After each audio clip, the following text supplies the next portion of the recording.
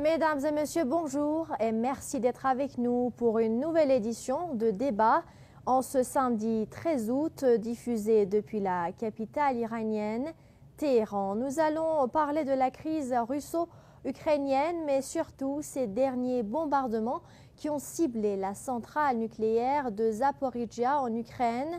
Et des attaques ont également lieu le 11 août dernier. Suite à ces attaques, le président ukrainien Volodymyr Zelensky a appelé la communauté internationale, mais notamment les États-Unis, d'intervenir et de réagir et de faire sortir les Russes de cette région.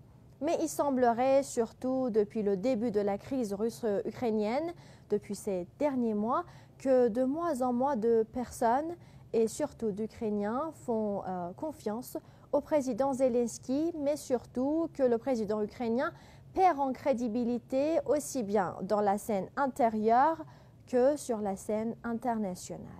Dans le contexte actuel et surtout avec les aides militaires américaines vers l'Ukraine, cette crise qui continue, mais aussi des tensions entre les États-Unis et la Russie, que devrait-on s'attendre de cette crise dans les jours, les semaines et les mois à venir? On en parlera avec nos deux invités, mais avant de rentrer dans le vif du sujet, je vous propose de regarder un reportage préparé à ce sujet par mes collègues. On revient tout de suite après. Le 8 août, la Crimée a été frappée par 7 explosions visiblement provoquées par des chasseurs US. Les Criméens commencent à en trouver les traces. La Russie s'en approchait directement des frontières US, question de vengeance. Des débris d'un missile supersonique 9M335 ont en effet été découverts sur une plage de la côte de Crimée par les habitants d'Alushta, apprend-on du site web militaire russe Aviapro.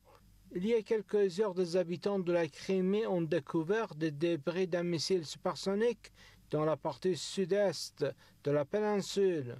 Ce dernier serait tombé sur la côte d'Alushta. Cependant, on ne sait toujours pas exactement comment il s'est retrouvé dans cette zone de la mer Noire.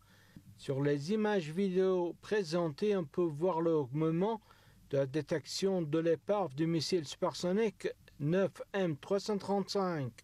Ce dernier apparemment a été tiré par le système de missiles et de canons antiaériens Panzer S. Néanmoins, les circonstances de l'apparition de débris d'un missile supersonique ici soulèvent jusqu'à présent de nombreuses questions, car ce dernier n'aurait pu être transporté sur la côte sud-est de la Crimée que depuis la partie orientale de la mer Noire ou directement lors du tir au système de défense aérienne déployé près du pont de Crimée.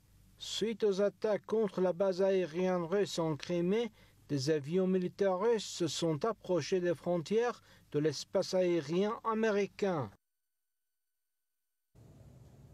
Alors en effet, les États-Unis ont donné leur feu vert au plus grand programme d'assistance militaire à l'Ukraine, qu'il s'agit d'une aide militaire de plus d'1 milliard de dollars, donc de véhicules, de blindés et d'aides militaires de tout genre à l'Ukraine. Alors qu'en sera-t-il de cette crise dans les mois à venir? À quoi devrait-on s'attendre? On en débat avec nos deux invités. Fabrice Péor, expert pour l'ONG EOD, qui est avec nous depuis Moscou, donc la Russie, et Luc Michel, géopoliticien, qui est avec nous depuis Bruxelles, la Belgique. Je vous dis bonjour, messieurs. Si vous me permettez, je commence avec vous, monsieur Péor, Fabrice Péor, qui est avec nous depuis Moscou. Alors, monsieur Péor, vous qui suivez de très près les évolutions et cette crise, où en est la crise en ce moment, à votre avis? Nous sommes aujourd'hui dans une phase, on va dire, particulière, puisque bon, les États-Unis, évidemment, et l'OTAN et tous les pays de l'Union européenne qui suivent, puisqu'ils suivent automatiquement, c'est l'OTAN qui commande. Hein. Et donc, nous sommes dans une situation où vous avez les États-Unis qui ont bien compris de toute façon que l'armée ukrainienne ne pouvait pas gagner, même stabiliser le front face à l'armée russe, puisque leur premier objectif, les objectifs des Américains, c'est finalement pas tellement de gagner la guerre en Ukraine. L'Ukraine n'est qu'un pion dans le cadre de leur politique de confrontation avec la Russie. Et comme cela a été dit, ils se battront jusqu'au dernier soldat ukrainien. Non, aujourd'hui, ils savent, comme toujours, lorsqu'ils ont perdu un affrontement, ils veulent le faire perdurer, ils veulent éviter évidemment que la paix s'installe, et surtout, ils veulent faire saigner le plus possible leur ennemi, dans le cas précis, la Russie. Ce pourquoi ils livrent de plus en plus des armes, mais vous aurez remarqué tout de même, et les provocations, puisque on en parlera peut-être, mais les tirs ukrainiens sur la centrale nucléaire de la région de Zaporozhye, c'est quand même une limite que les Américains, je pense, on commence à en voir le danger du seul fait que vous avez, face à des questions de journalistes, un représentant du Pentagone qui avait dit nous livrons les armes, mais ce n'est pas nous qui désignons les cibles, ce qui est tout à fait un mensonge, puisque la plupart des armes lourdes qu'ils ont communiquées, transmis, on va dire, à l'armée ukrainienne et à tous ces groupes ukro-nazis, sont la plupart du temps manipulés par des contracteurs américains qui officiellement ne sont pas dans l'armée américaine. Ils ont juste posé leur démission et ils la reprendront lorsqu'ils reviendront aux États-Unis. Donc on comprend bien l'hypocrisie de la chose. Donc pour répondre à votre question, aujourd'hui évidemment, on est de plus en plus dans les provocations parce que l'opinion internationale, en particulier des pays occidentaux, commence à être lassée de cette propagande, et surtout que la guerre de la communication, c'est une chose, parce qu'ils vivent beaucoup à Kiev ou à Washington ou dans les médias de l'OTAN sur cette guerre de la communication. Mais ce n'est pas celle qui fait gagner les batailles sur le terrain. Et sur le terrain, c'est bien l'armée russe qui avance petit à petit selon la stratégie qui a été adoptée. Donc, ils vont de plus en plus vers les provocations. Les tirs possibles ou pas, puisqu'il n'y a pas véritablement encore, l'affaire est assez claire sur les tirs sur la Crimée. Il y a encore beaucoup d'éléments tout de même à vérifier. Il ne faut pas évidemment nier s'il y a des choses qui ont été faites, mais c'est pas extrêmement clair. Mais par contre, sur Zaporozhye ou sur d'autres provocations qui sont en cours, il est évident qu'il va falloir s'attendre de plus en plus à ce genre de provocations. Mais Washington, juste évidemment pour se protéger, mais ils ne changeront pas de politique pour autant, se désolidarise publiquement, tout du moins, de ces tirs, on va dire, de la part des Ukrainiens, puisque même s'ils sont guidés, manipulés, puisqu'ils ont été mis au pouvoir par le coup d'État du Maïdan en 2014 par les Américains, il n'empêche qu'ils sont quand même pas 100% contrôlables, surtout avec tous les groupes ukro-nazis qui sont vraiment dans une politique de la terre brûlée. Merci pour vos explications. Restez avec nous, M. Béor. Alors, Luc Michel, comme vient de dire M. Béor, les États-Unis se désolidarisent, surtout dans certaines attaques et tirs lancés par les Ukrainiens, dans cette crise. D'un autre côté, nous savons bien que les États-Unis sont impliqués dans une guerre, enfin pas une guerre encore, mais des désaccords entre la Chine et Taïwan. Et donc, ils s'impliquent petit à petit dans cette affaire également. Les États-Unis sont également impliqués dans plusieurs autres dossiers et affaires dans le Moyen-Orient. À votre avis, est-ce que tout ceci pourrait mener à ce que les États-Unis délaissent petit à petit Zelensky dans ces crises et que, en fin de compte, Volodymyr Zelensky se trouve seul et délaissé par ses soi-disant alliés dans cette crise? Tout d'abord, bonjour à vous et à votre équipe. Et bonjour surtout à Fabrice. Nous sommes un peu en famille puisque Fabrice représente Autrochin et moi je suis. Il faut comprendre quelque chose, c'est que les Américains ont rencontré une partie de leur but de guerre en Ukraine. Ils ont creusé un fossé entre les économies ouest-européennes et la Russie, et ils ont plongé la Russie dans un conflit militaire long avec l'Ukraine. Mais évidemment, tête des États-Unis, il y a un désaccord entre les différents réseaux. Et à côté de ça, il y a évidemment la perte de crédibilité de Volodymyr Zelensky. Il y a un livre qui est sorti par un journaliste américain la semaine précédente où on montre la corruption de Zelensky, les comptes offshore, les Panama Papers, etc. Il est accusé avec son épouse d'avoir fait des bénéfices de plus d'1 milliard de dollars sur le compte de la guerre. Et on commence à revoir une partie des armes américaines revendues en Afrique notamment. Mais la deuxième chose, évidemment, les Américains ont fait une erreur stratégique profonde. Ils ont choisi de mener la guerre sur 2 fronts. Le front de mer Noire où la Russie est l'adversaire immédiat. Mais deuxièmement, la mer de Chine où la Chine est l'adversaire prioritaire. Ce n'est pas valable et une partie de l'establishment américain voudrait se consacrer à la Chine. Il y avait à la tête des États-Unis, et ça a été tel quel très visible lors du sommet de Davos, il y a les réseaux qui sont derrière Kissinger, qui veulent négocier avec la Russie. Il y a les réseaux qui sont derrière George Soros, qui veulent la confrontation avec la Russie. Ce qui est intéressant de suivre, c'est l'affaire du rapport d'Amnesty International qui accuse l'armée ukrainienne de se dissimuler derrière la population civile, notamment dans les écoles et les hôpitaux, ce que nous n'avons jamais cessé de dire depuis les premiers jours de l'opération spéciale. Il y a actuellement une espèce de guerre civile au sein des réseaux de George Soros entre ceux qui défendent Amnesty International et qui veulent évidemment mettre, comme on dit, de l'eau dans leur vin, et ceux qui continuent la ligne pro-russe. C'est intéressant à suivre, évidemment, mais il est bien certain que pour les Américains, s'ils veulent se confronter à la Chine, ils doivent absolument quitter le territoire d'Europe centrale, d'autant plus qu'en Europe même, les Européens commencent à manifester une extrême lassitude. Il y a une lassitude de la population qui est face à la crise économique qui arrive seulement, les pénuries d'essence, de gaz et d'électricité, mais aussi la présence de millions de réfugiés ukrainiens dont le comportement est très dommageable pour les populations européennes. Par exemple, alors que l'on conteste l'aide sociale aux Français ou aux Belges, un réfugié ukrainien a 1 250 € d'aide sociale par mois, plus 250 € par enfant.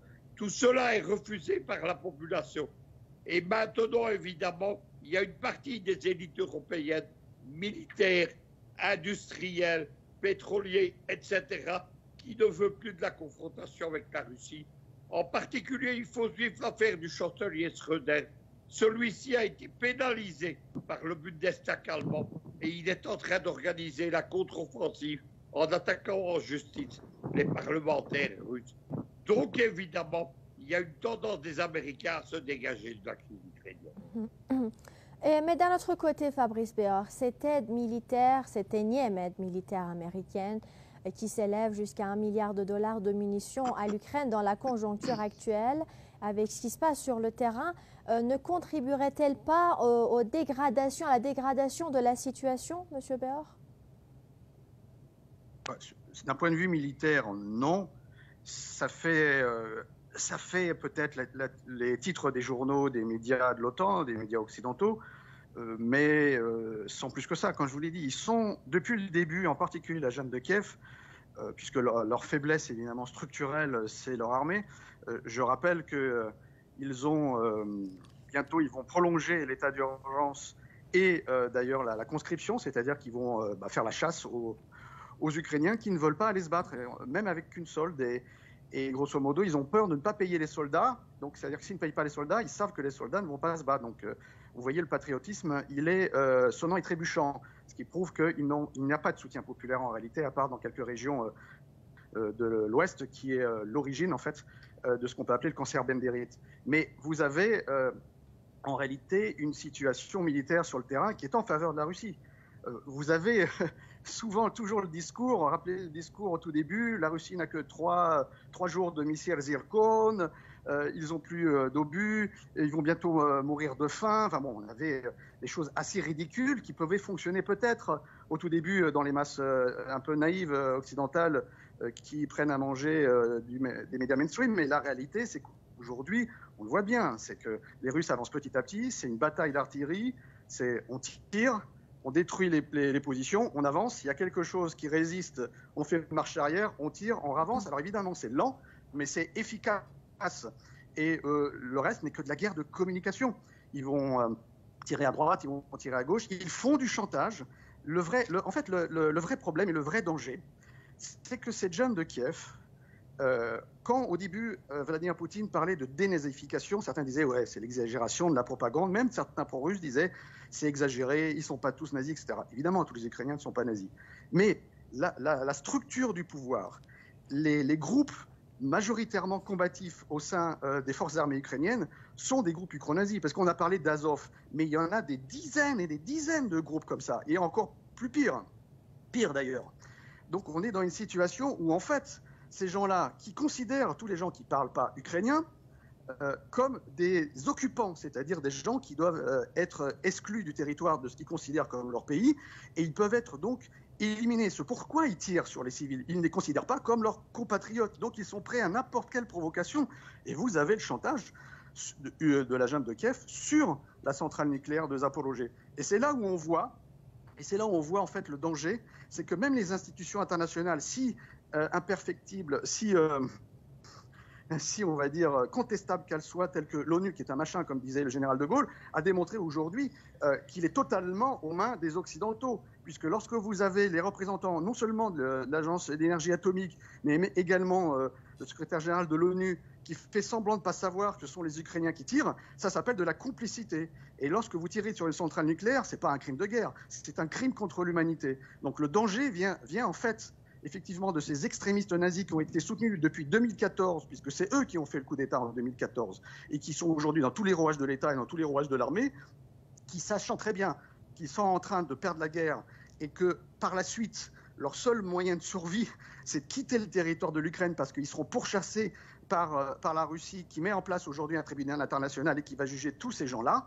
Eh bien, vous avez effectivement des gens qui ont peut-être aujourd'hui plus rien à perdre, surtout avec l'idéologie extrémiste qui véhicule et qui est supportée par également la partie extrémiste des États-Unis qui veut en découdre avec la Russie. Le danger vient en fait de ces extrémistes occidentaux américains qui se servent hier au Proche-Orient du terrorisme djihadiste et en Europe avec nos amis, évidemment, les nazis démocrates du Maïdan. Donc le danger, il est là. Mais en réalité, sur le terrain, vous savez, c'est qu'une question de temps. C'est d'abord le Donbass qui sera libéré, et après, vous avez en face, en fait, il y aura déjà plus de l'armée ukrainienne qui sera réduite. En général, par rapport aux informations qu'on a pu avoir au début de la guerre, il restera plus qu'un tiers de l'armée qui existait auparavant, avec en plus du personnel qui n'est pas si formé que ça, puisque c'est des gens qui ont été formés 15 jours et qu'on envoie en fait à la boucherie. Et vous avez en fait des plaines. Donc les gens qui pensent que la guerre va être longue, la paix va être longue, est instaurée. Mais la guerre, croyez-moi, qu'elle est déjà gagnée. C'est juste une question de temps aujourd'hui, et les provocations américaines, c'est peut-être le seul danger qu'il faut bien cadrer. C'est pourquoi aujourd'hui vous avez une communication de la part, et je terminerai là-dessus, de la part du Kremlin et des autorités diplomatiques russes sur justement via l'ONU et via les médias la mise en lumière justement de ces provocations nucléaires, et faire appel peut-être à quelques personnes qui encore en Occident et en Europe aient un petit peu de jugeote et de bon sens.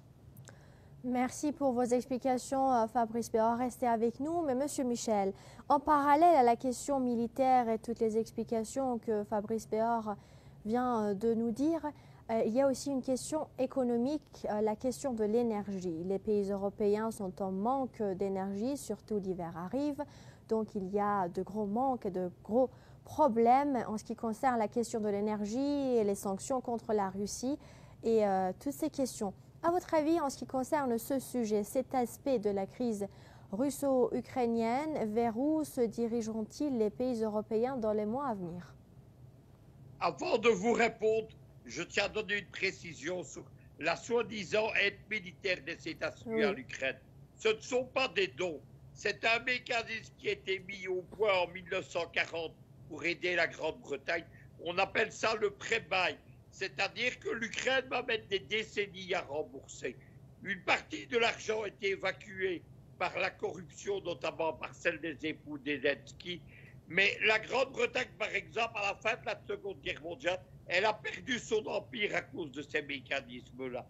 Donc c'est de l'argent qu'il faudra rentrer. L'Ukraine est déjà en faillite virtuelle et elle est en défaut de paiement. Les agences de notation d'ailleurs n'arrêtent pas de dégrader la note de l'Ukraine. Et bien entendu, la véritable question qui commence à se poser aux États-Unis d'ailleurs, c'est pour ça que les États-Unis rétropédalent, c'est qu'ils commencent à comprendre qu'ils ne seront jamais remboursés de ces prêts. Voilà la première chose qu'il faut dire. Deuxièmement, les États-Unis ont engagé contre la Russie une guerre économique faite de 3 volets, le sanction, la guerre du gaz et la guerre du pétrole, la guerre des hydrocarbures. Donc, eh bien, cette guerre-là, parce que Vladimir Poutine s'y est préparé depuis 2014, il faut oublier que la Russie n'est pas sous sanction depuis 4 mois, mais elle est sous sanction depuis le dossier de Crimée et du Donbass en printemps 2014. Poutine s'est préparé à l'affaire et il est en train de gagner aussi bien la guerre des sanctions, qui est un boomerang qui se retourne contre les économies européennes, qui plonge dans la crise économique et dans la récession, en particulier en Allemagne. Deuxièmement, il est en train de gagner la guerre du gaz et il est en train de gagner la guerre du pétrole. Il est en train de la gagner d'ailleurs avec l'aide de l'Iran, je tiens à le souligner. Les Américains disent que l'Iran est l'épée géopolitique de la Russie, c'est-à-dire que l'Iran a accepté de ne pas fournir du gaz en Europe et de laisser la Russie dominer le marché européen. C'est-à-dire que l'Iran a choisi de ne pas encaisser des pétrodollars, mais de soutenir stratégiquement son allié de la Russie, compte évidemment des avantages stratégiques. Voilà ce qui est en train de se passer. L'Ukraine, évidemment, elle est en train d'être complètement ruinée, d'autant plus que la Russie vient d'interrompre le passage du gaz par les oléoducs ukrainiens et le transfert du pétrole par les oléoducs ukrainiens. Dimitri Medvedev a prévenu que chaque attaque économique dorénavant se payerait cash l'ancien président russe. C'est cela qu'il faut constater. Et bien entendu, ça explique évidemment la panique des milieux européens, mais également de certains milieux américains, parce que pour tous les partisans du business, c'est bien de prêter de l'argent à l'Ukraine, mais il faudrait qu'elle puisse rembourser. Or, ça n'arrivera jamais. Il ne faut pas se faire d'illusions.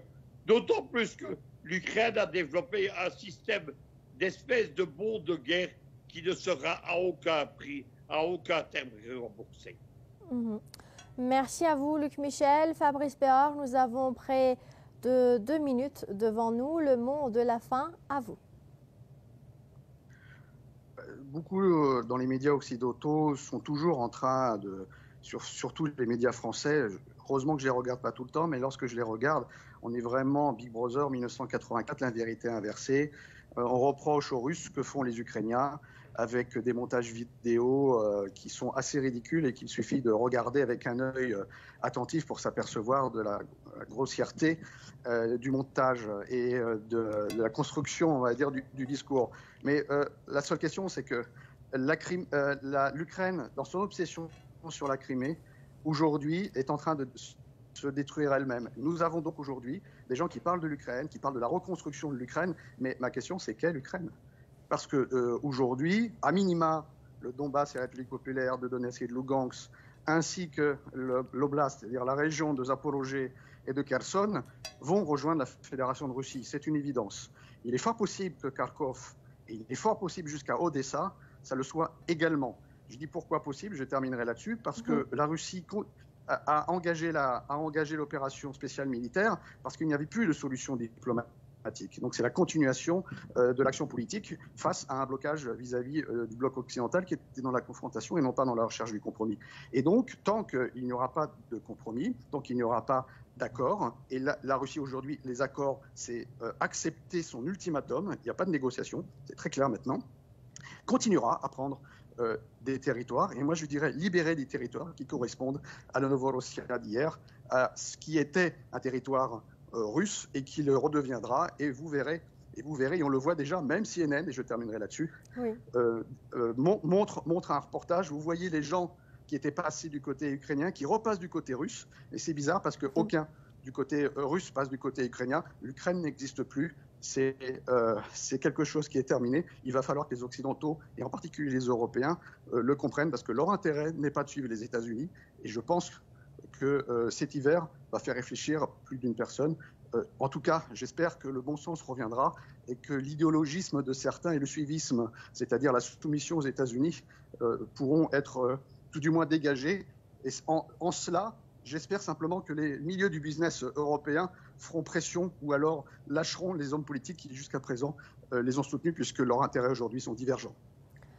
Fabrice Péard, expert pour l'ONG EOD, Luc Michel, géopoliticien, était avec nous pour ce débat de Presse TV français. Mesdames et messieurs, merci à toutes et à tous de nous avoir suivis jusqu'à la fin de cette émission.